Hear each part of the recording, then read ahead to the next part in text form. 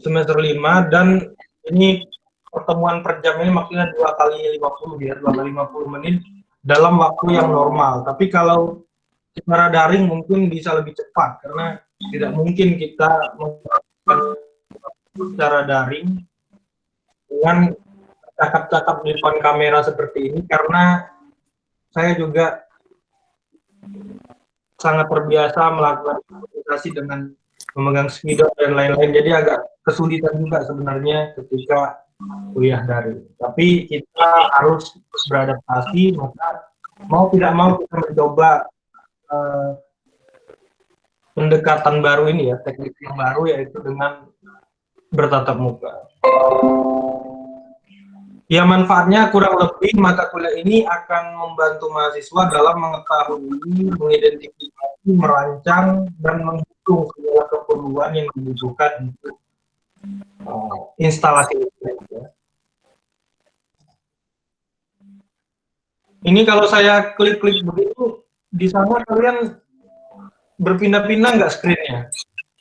Berpindah-pindah, Pak. Enggak, Pak, di pin. Maksudnya tetap di yang saya bagikan ini deskripsi materi. Pindah-pindah. Oh, pindah-pindah, Pak. Pindah-pindah, Pak. Ini kalender kelihatan? Belum, Pak. Belum.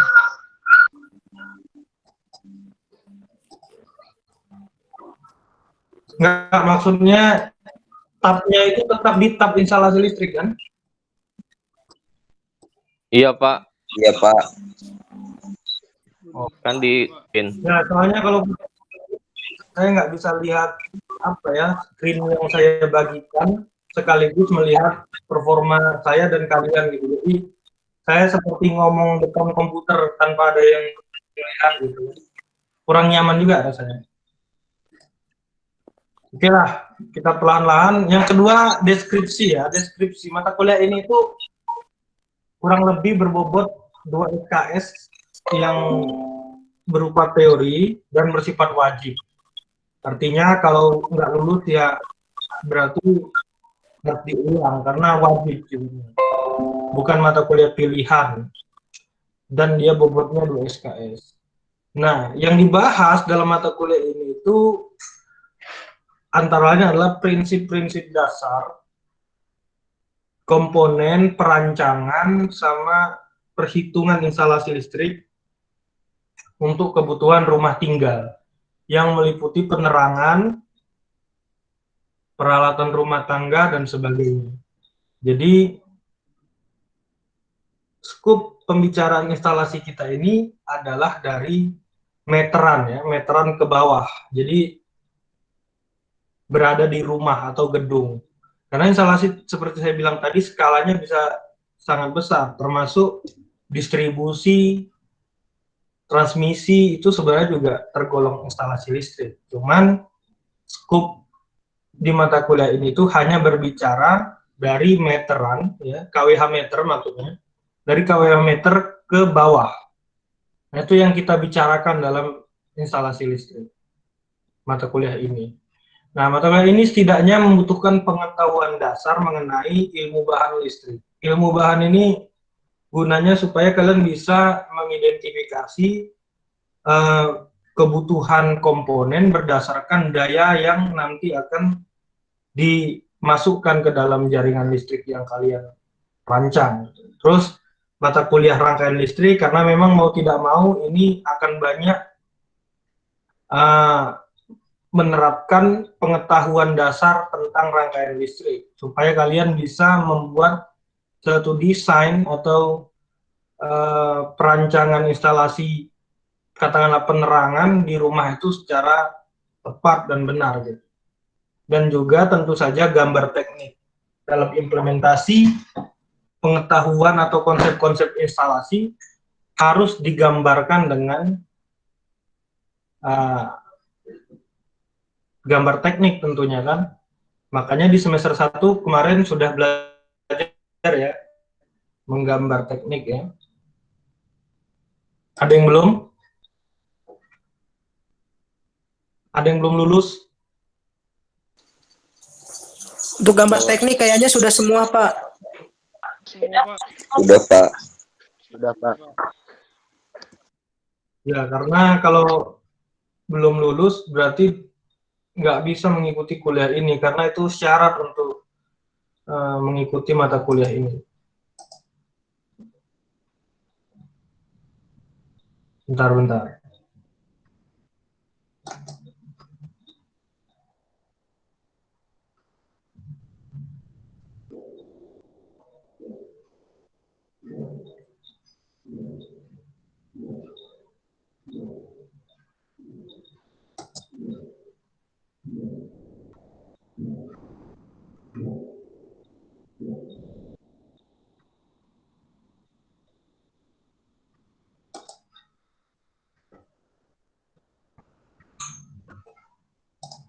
Nah, selanjutnya capaian pembelajaran. Nah, supaya kuliah kita ini terarah, kita perlu menentukan dulu di awal ini capaian apa yang mau kita dapatkan atau target apa yang kita letakkan di depan supaya kita bisa mengacu ke sana selama melaksanakan perkuliahan ini. Maka di sini saya membuat capaian-capaian yang harus kita gapai selama 1 semester dalam mata kuliah ini. Antara lain yaitu mahasiswa memahami prinsip dasar instalasi listrik. Bagi yang SMK sekali lagi mungkin ini tidak masalah lagi ya, karena anak-anak SMK biasanya sudah berulang, sudah khatam lah masalah-masalah seperti ini. Selanjutnya, mahasiswa memiliki pemahaman mengenai komponen-komponen yang digunakan dalam instalasi listrik. Nah, jadi komponen-komponen yang digunakan itu tentu harus kita identifikasi juga, baik sifatnya, fungsinya, bahannya, dan mungkin nanti pada puncaknya adalah harganya juga ya, harganya, karena instalasi juga merupakan satu bidang yang dalam bisnis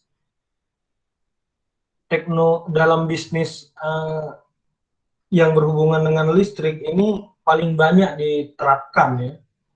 Jadi kalau seandainya nanti suatu saat kalian berkeinginan untuk jadi kontraktor di bidang listrik, kalian bisa melatih diri untuk merancang sebuah proposal instalasi listrik.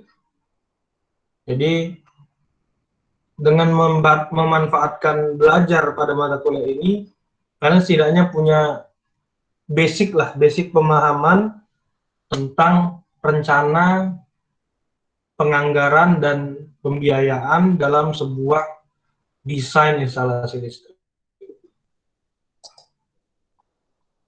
Terus ada tentunya dapat merancang dan menggambar instalasi listrik rumah tinggal. Nah, suatu saat kalian punya rumah, kalau seandainya ingin mendesain sendiri instalasinya, karena sebenarnya kalau di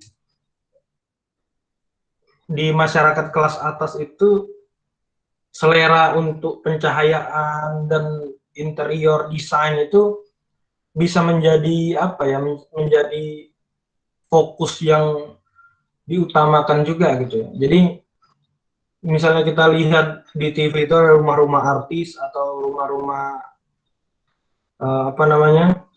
orang-orang hebat, itu kita bisa melihat bagaimana pencahayaannya itu dipakai. Ini yang lain tolong kameranya dinyalakan ya, sesuai perjanjian kita tadi, supaya saya juga bisa memantau Anda dari sini. Sebenarnya kalian itu dengerin apa enggak gitu. Ya memang kuliah seperti ini jadi semacam banyak kecurigaan. Saya juga sebenarnya nggak mau, tapi ya mau gimana lagi, kita nggak bisa.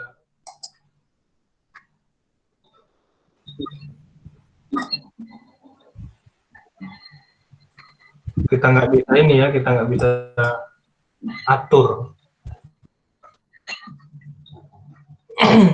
Ya ini masih banyak yang belum ini kelihatan kameranya.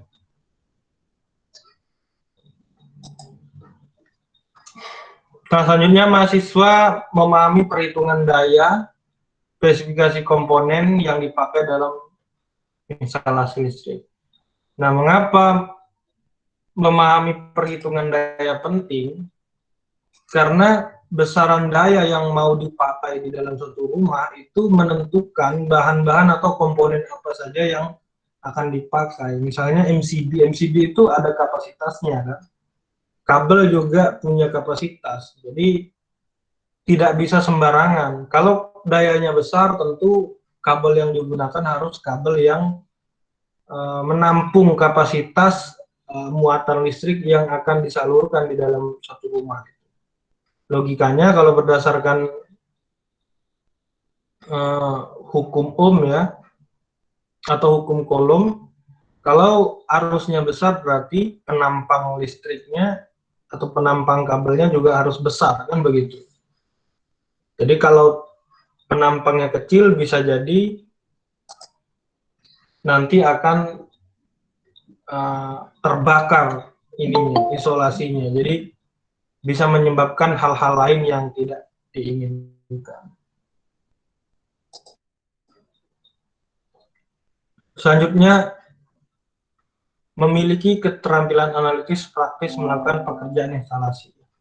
Nah, itu maksudnya adalah kalian memahami atau bisa menganalisis gejala-gejala, misalnya kerusakan atau gangguan di dalam instalasi, jika dia tidak bisa bekerja secara optimal. Maka biasanya dalam industri maksudnya industri penginstalasian listrik dalam hal ini yang biasanya dikerjakan kontraktor-kontraktor listrik itu selalu ada pengujian ya, pengujian sebelum PLN memberikan izin atau memberikan KWH meter di satu gedung atau rumah. Jadi harus ada semacam sertifikat layak ya, sertifikat layak operasi. Nah, badan-badannya itu ada semacam konsuil dan lain-lain. Dulu saya waktu PI itu saya kebetulan bidangnya adalah bidang instalasi, maka saya sedikit banyak tahu bagaimana proses untuk mengurus itu. Nah, maka memang kita harus bisa melakukan testing pada jaringan instalasi yang sudah kita pasang di satu gedung. Nah, terus selanjutnya strategi perkuliahan dan materi pokok. Nah, ini ya, perkuliahan ini itu adalah perkuliahan yang dilaksanakan secara daring. Walaupun kita harus akui sangat banyak kendala ya, sangat banyak yang tereduksi apabila kita menerapkan pembelajaran daring. Yang pertama mungkin interaksi kita terbatas, ya, ada ketidakjujuran karena sampai sekarang juga masih ada beberapa orang yang belum menyalakan kamera. Ini nggak adil ya, karena kalian bisa lihat saya nggak bisa lihat kalian. Jangan-jangan kalian tidur di sana, yang HP, yang tidak menyalakan kamera ini kan. Jadi memang itu membuat kecurigaan, dan itu yang tereduksi tadi yang saya bilang. Nah, yang kedua, waktu kita itu berbanding lurus dengan banyaknya uang yang harus kita keluarkan, karena kalau makin lama kuliahnya, maka kuota yang tersedot akan semakin besar. Artinya cost-nya sangat tinggi kuliah daring ini.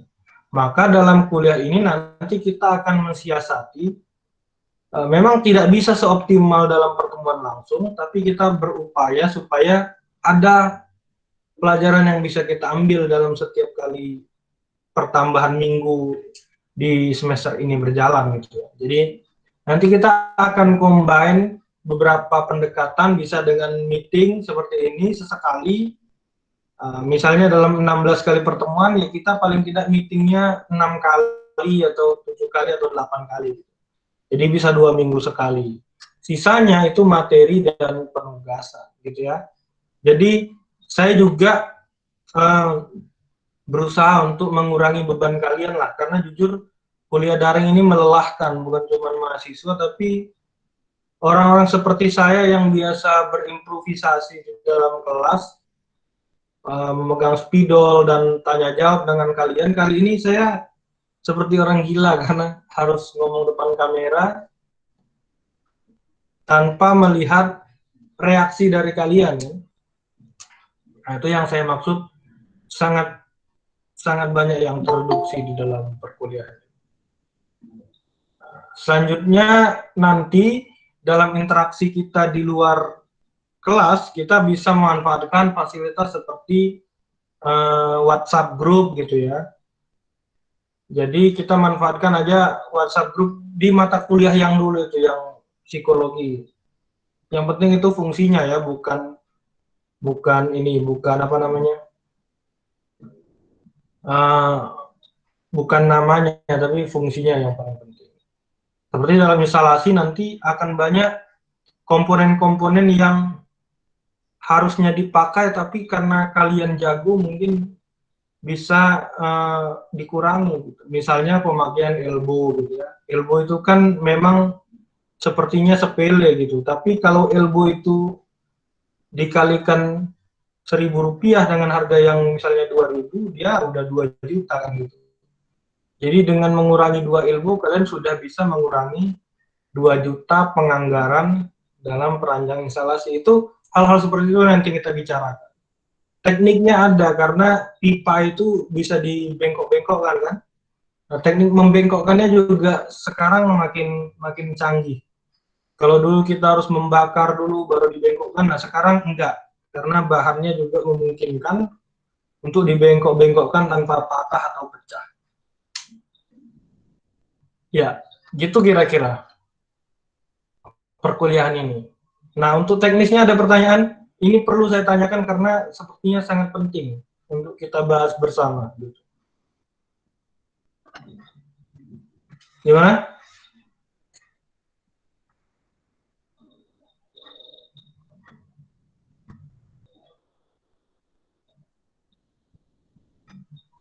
Kosong?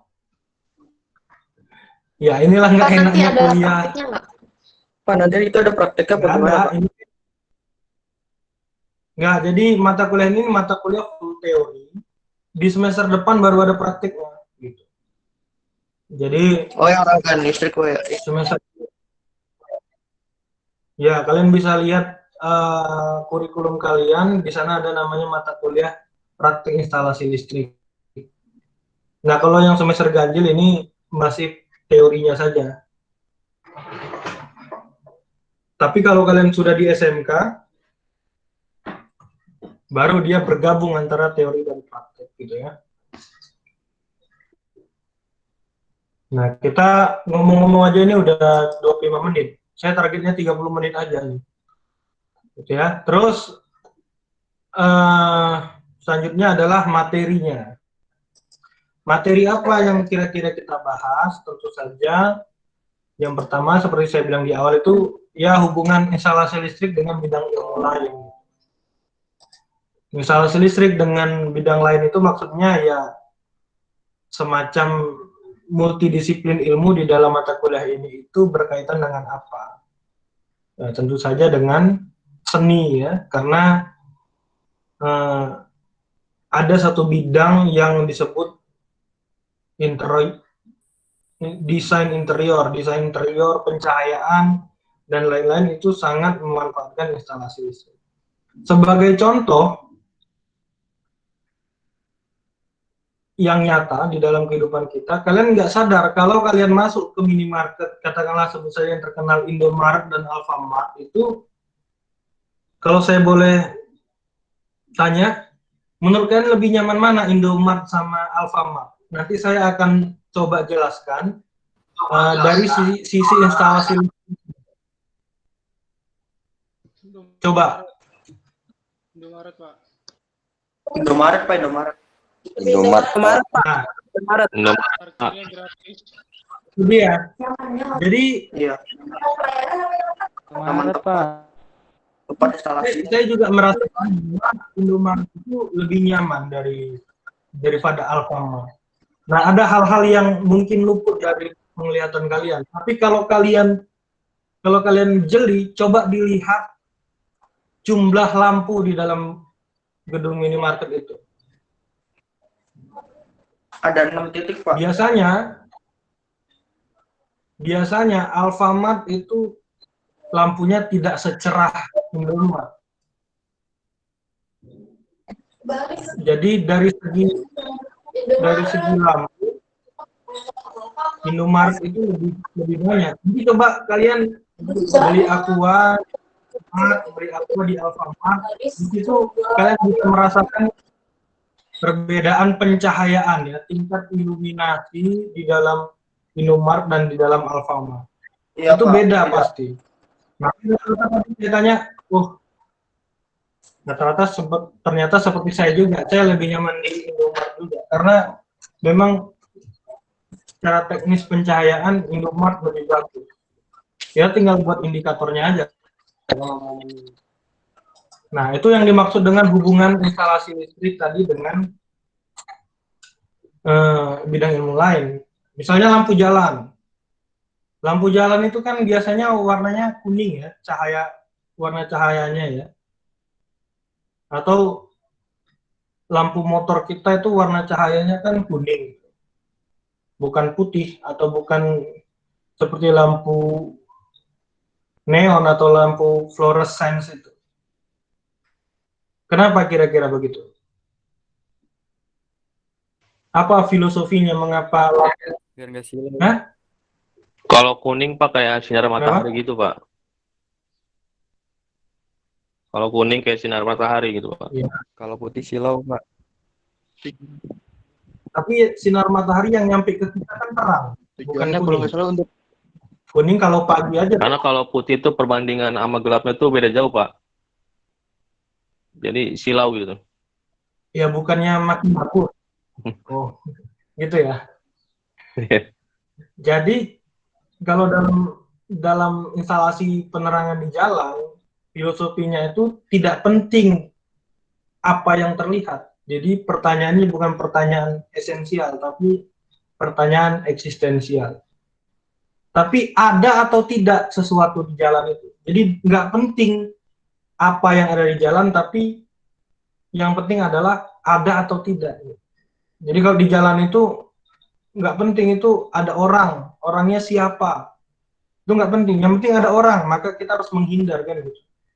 Nah itu berkaitan sama tentu saja ekonomi, karena pencahayaan yang redup seperti itu akan menghabiskan biaya yang lebih sedikit ketimbang cahaya yang terang. Jadi kira-kira seperti itu. Kalau kalian mau teliti lebih lanjut, ada yang tertarik untuk meneliti tentang instalasi atau pencahayaan, kalian bisa melakukan penelitian, nanti skripsi di akhir ini mensurvei, mengaudit pencahayaan atau energi yang dipakai untuk pencahayaan antara Indomaret dan Alfamart misalnya. Sekota Serang kalian data. Nanti akan kelihatan di situ berapa biaya yang dihabiskan Alfamart untuk membayar pencahayaan dan berapa biaya yang dihabiskan Indomaret untuk pencahayaan. Nanti di situ bisa kelihatan bedanya. Itu yang saya maksud dengan bidang lain tadi. Nah, selain itu juga ada prinsip-prinsip dasar instalasi listrik, komponen-komponen. Ya, komponen-komponen ini tentu aja sangat harus kita pahami supaya kita bisa menentukan jumlah pembiayaan dalam suatu perancangan instalasi listrik. Terus ada perancangannya, tentu saja nanti kita mendesain. Jadi misal saya suruh kalian untuk mengimajinasikan sebuah rumah impian gitu ya, itu butuh imajinasi. Rumah impian itu ingin kalian desain sendiri pencahayaannya. Misalnya rumahnya bertingkat, saklarnya itu ada di bawah tangga dan di atas tangga. Jadi ketika kalian naik tangga, kalian nyalakan lampunya, kalian nyalakan saklarnya, lampunya nyala untuk menerangi tangga. Setelah nyampe tangga di atas, di lantai atas, gimana cara matikan lampunya gitu? Kan nggak mungkin turun lagi, ya sama aja kalau gitu. Berarti kalian harus pasang 2 saklar untuk menerangi tangga gitu kan. Nah, itu bisa memakai saklar apa supaya bisa melakukan hal seperti itu. Kita nyalakan lampu di bawah, matikannya di atas. Terus tidur. Besok bangun subuh, kita mau turun ke bawah, makan atau apa, kita nyalakan dari atas, terus matikan dari bawah. Nah, hal-hal seperti itu nanti yang kita bicarakan kira-kira. Nah, selanjutnya ada perhitungan biaya, ya, perhitungan biaya, baik biaya rekening listrik yang harus dibayar maupun biaya instalasi. Nanti kita singgung sedikit biaya PLN ya, kita menghitung atau mensimulasi. Yang selanjutnya ada instalasi untuk piranti. Piranti itu maksudnya ya di dapur perempuan biasanya membutuhkan apa? Peralatan-peralatan blender, mixer dan lain-lain untuk kebutuhan dapur maupun AC dan lain-lain yang merupakan piranti kebutuhan rumah tangga. Terus ada pengujian dan testing commissioning yang tadi saya sebutkan. Selanjutnya ada, nah ini yang saya sisipkan satu hal yang mungkin terkini ya, yaitu IoT di dalam instalasi rumah tinggal. Maka dengan IoT nanti kita mau tidak mau belajar elektronika lagi kan. Belajar elektronika karena memang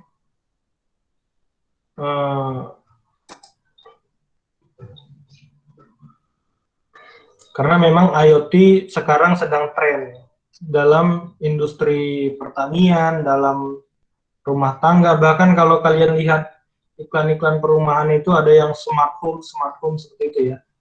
Ada pernyataan seperti itu. Maka kita akan coba ulik sedikit tentang IoT. Nah, yang selanjutnya penugasan. Nah, penugasan ini sangat bergantung pada situasi ya. Karena saya meyakini di kuliah daring seperti ini, mau nggak mau tugasnya harus dibanyakin kan? Tugasnya harus dibanyakin. Karena kita nggak optimal di dalam pertemuan di kelas. Mau nggak mau kalian harus belajar sendiri. Maka di sini saya menyusun beberapa tugas, antara lain tugasnya saya buat individu karena kalau kelompok ya sama dengan ngapain kita belajarnya jarak jauh, bagusan di kelas aja ya kan, berkelompok. Jadi ada tugas mereview artikel atau buku yang berkaitan dengan perkembangan ilmu instalasi listrik. Jadi sangat banyak nanti buku-buku yang kalian bisa review khususnya di bidang pencahayaan. Karena pencahayaan ini hal serius sepertinya di era modern. Jadi manajemen energi itu mengharuskan kita serius pada pemakaian detil dari energi kita, termasuk cahaya.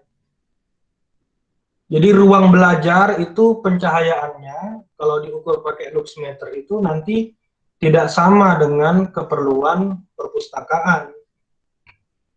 Keperluan pencahayaan di dalam garasi tidak sama dengan keperluan pencahayaan di dalam ruang keluarga. Jadi hal-hal semacam itu nanti akan kita singgung, gitu ya. Terus membuat rancangan instalasi listrik dan pembiayaan. Jadi nanti saya meminta kalian membuat semacam proposal tentang rencana instalasi listrik. Dari desain gedung atau desain rumah, baru desain pengawatannya, bukan pengawatan, pemipaan dulu ya. Desain pemipaan dulu, baru line diagramnya, baru pengawatannya gitu. Jadi ada beberapa desain itu. Ada line diagram, ada pemipaan, karena diletak di dalam pipa kan, kalau mau menginstalasi. Baru desain pengawatan. Nah nanti di sana kita akan membicarakan apa perbedaan dari masing-masing itu. Nah selanjutnya membuat makalah ya, tentu makalah yang berhubungan dengan perkembangan ilmu instalasi listrik dan lain sebagainya sesuai kondisi saja. Nah, kriteria penilaian saya rasa udah jelas. Terakhir ini saatnya kita diskusi. Apakah ada kesepakatan tambahan untuk kita bahas? Silakan.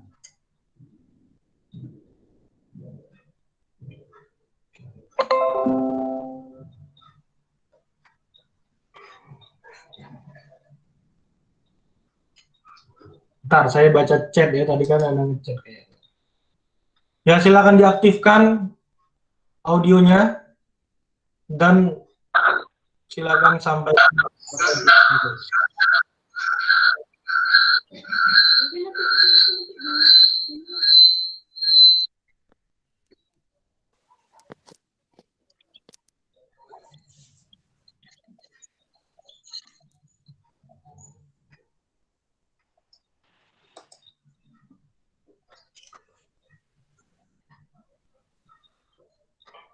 Ya, gimana?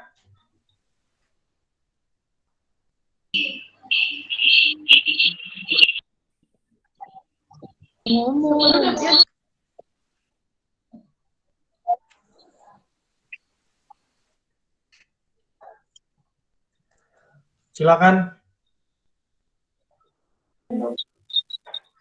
Yang mau curhat juga boleh ya. Pak, berarti nanti terkait kayak gambar itu, gambarnya kita ngedesain sendiri gitu, Pak. Desainnya kan desain secara manual. Iya. Kan sebelumnya juga kan pernah ada bikin, Pak, di AutoCAD. Kalau pakai desain itu nggak apa-apa, Pak.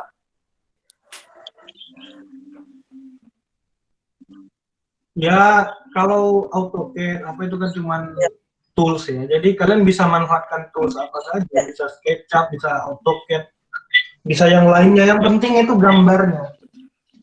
Gitu Oh ya. iya, Pak, siap. Gambar itu desain yang mau kalian buat. Gitu.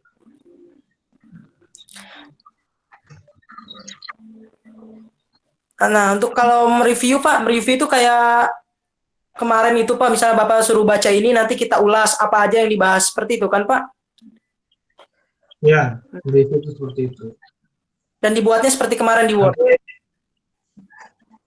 Ya, kalau mau tahu review yang berbentuk audio visual, kalian bisa kunjungi kanal IAD. Di situ ada beberapa contoh review ya. Siapa, siap. Video terbaru sudah saya upload di situ. Jadi kalian bisa apa ya, setidaknya punya gambaran tentang apa itu review gitu. Nanti saya akan juga buatkan contoh review-review yang berbentuk tulisan. Jadi memang mereview itu sepertinya hal sepele, tapi nggak semua orang bisa melakukan review karena tidak semua punya ketajaman berpikir kan gitu. Maka saya perlu melatih itu supaya kalian punya sesuatu yang bisa diandalkan lah kalau mau berargumen. Apa artinya argumen tanpa analisis? Itu sama dengan obrolan orang yang tidak terpelajar. Karena kita sudah menasbihkan diri sebagai kelompok terpelajar, ya. Mau tidak mau kita harus punya kemampuan menganalisis. Dan kemampuan menganalisis dilatih dengan cara mereview. Misal, saya kasih contoh dengan kebijakan Menteri Pendidikan yang mengizinkan perkuliahan secara langsung pada mata kuliah praktek, ya, tapi sebaiknya melarang atau menghimbau, bukan menghimbau, bahkan menetapkan bahwa perkuliahan atau sekolah itu harus dilaksanakan secara daring dalam mata kuliah teori gitu kan, di kelas gitu kan. Ini kan sebenarnya pernyataan yang menurut saya kurang berwawasan, karena kalau kita mengambil contoh, misalnya di kalian aja, kalian ini kan tidak semuanya orang Serang. Ada yang orang Medan, ada yang orang Jawa, ada yang orang Banten bagian selatan. Nah, ketika beliau mengatakan kalau daring, kalau kuliah di kelas itu daring, kalau praktik baru boleh, kan sama aja berarti. Kan kalian harus datang ke sini juga berarti kan. Itu tandanya kebijakan yang kurang luas wawasan.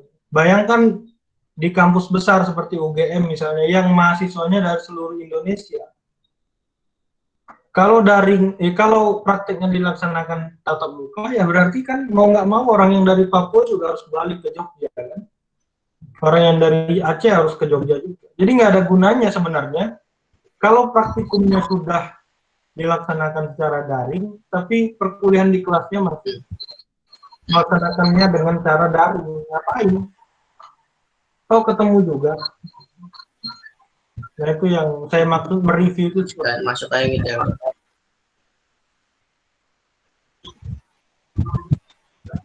Ya, silakan yang lain.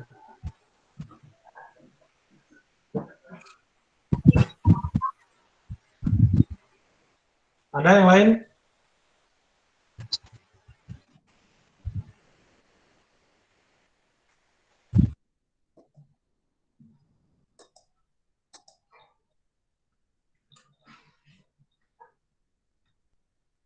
Kalau nggak ada, mungkin kita cukupkan ya. Udah jam 9:30. Saya tunggu rekap apanya ya. Siapa namanya? Rehan ya. Langsung dikirim ke saya Ya, pakai ya PDF juga nggak apa-apa, karena saya mau langsung upload ke si Akad. Jadi absen kalian itu langsung diinput ke si Akad. Mungkin itu saja. Mudah-mudahan kita bisa memanfaatkan masa yang sempit di era pandemi ini untuk menambah sedikit banyak pengetahuan, khususnya di bidang instalasi listrik. Akhir kata mohon maaf apabila ada kesalahan. Sekali lagi selamat kembali menempuh semester ketiga. Semoga Anda bisa konsisten dapat nilai yang bagus seperti semester lalu, dan juga Amin. sukses di organisasi. Jangan sampai ada pelayanan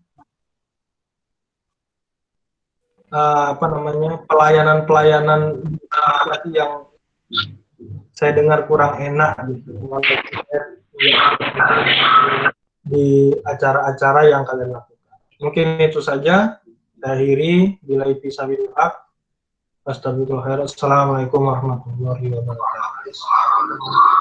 Waalaikumsalam warahmatullahi wabarakatuh.